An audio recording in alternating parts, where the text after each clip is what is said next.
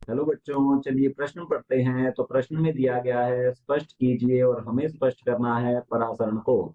तो इस प्रश्न की मुख्य अवधारणा के बारे में हम जान लेते हैं। तो यहाँ लिखते हैं मुख्य अवधारणा। तो इस प्रश्न की मुख्य अवधारणा जो है ये है परासरण। तो लिखते हैं यहाँ पर परासरण।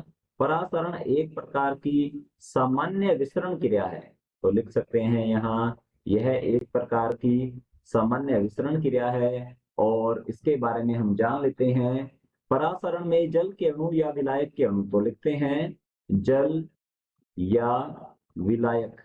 जल या विलायक के अणुओं का के अणुओं का निम्न सांद्रता निम्न सांद्रता वाले निम्न सांद्रता वाले विलयन से अर्ध पारगम्य झिल्ली द्वारा अर्ध पारगम्य अर्ध पारगम्य झिल्ली द्वारा उच्च सांद्रता वाले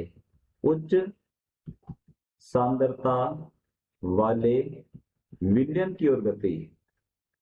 उच्च सांद्रता वाले विलयन में गति परासरण कहलाती है।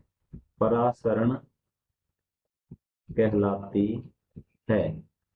तो इस प्रकार विलायक के अणु या जल के अणुओं का निम्न सांद्रता वाले विलयन से उच्च सांद्रता वाले विलयन की ओर जो गति होती है, इसे हम कहते हैं परासरण। और परासरण जो है यह तब तक चलता रहेगा जब तक साम्य अवस्था स्थापित न हो जाए। या फिर हम कह सकते हैं जल या विलायक के अणुओं का जल या विलायक के अणुओं का अपनी उच्च सांद्रता से।